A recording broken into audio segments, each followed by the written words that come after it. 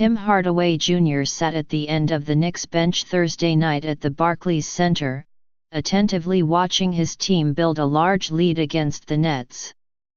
He yelled out for calls and occasionally hobbled up the court a few steps, with his left foot still trapped in a walking boot. While he was a vocal presence, his continued absence from the court has created a mystery around the team. The Knicks have acknowledged that Hardaway is hurt but do not know when he will play again.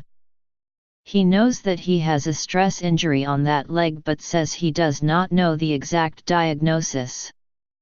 Hardaway has missed 7 games and said he would not rush a return, but he added that if it were the playoffs, he would be playing. It is a confounding situation, and the Knicks have declined to offer much information about him, but the team has largely managed to withstand the loss of its second leading scorer.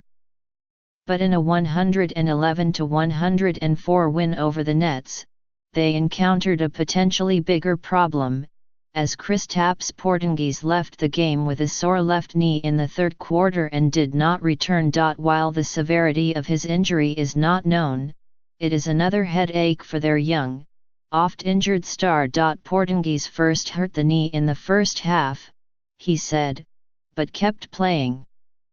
When he tweaked it again early in the third quarter, he decided to be cautious and come out of the game after scoring 13 points in 18 minutes.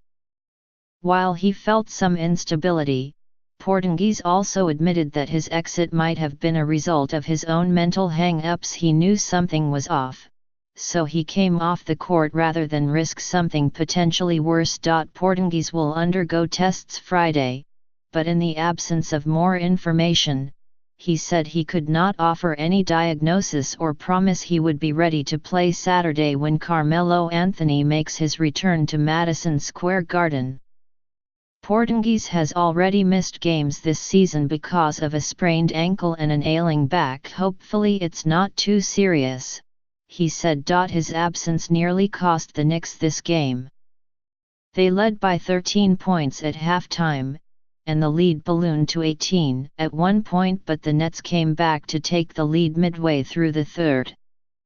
It turned what the Knicks, 15-13, had hoped would be an easy victory into a tense night. Without Porzingis and Hardaway, they rolled out discordant lineups and relied on Courtney Lee.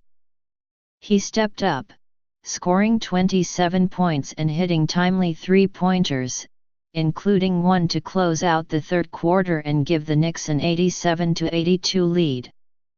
He hit another with 4 minutes 21 seconds remaining in the fourth to extend the Knicks' lead to 100-92, then swaggered over to midcourt. The loss was a missed opportunity for Nets, 11-16, who have enjoyed a recent surge. They had won 4 of their previous 6 games, finding a groove despite being without the injured point guard D'Angelo Russell and their new acquisition, Jahlil Okafor, who has yet to see the court with them. The win was just the Knicks' second on the road this year, pulling them to 2-8 outside of Madison Square Garden. Their only other road win was in Cleveland in October. Though they have not yet resorted to a large overhaul of their approach to away games, coach Jeff Hornacek said the team had been tinkering. Part of the team stayed at a hotel Wednesday night before the game in Brooklyn, while those who live in Manhattan joined them Thursday morning. While the Knicks await word on Porzingis, they'll also continue waiting on Hardaway, who has not played since November 29. He cannot say if his injury is a stress fracture or give many details, but he did say that it was serious and it was improving. Hardaway had been enjoying a breakout season, averaging 17.8 points per game and helped put the club in early playoff contention. Now, he is left to rehabilitate and watch. The Knicks have gone 4-3 in his absence. I'm not going to rush it, he said. He added, the goal is just to get better first. I'm not giving myself no deadline because I don't want to get to that point and be upset.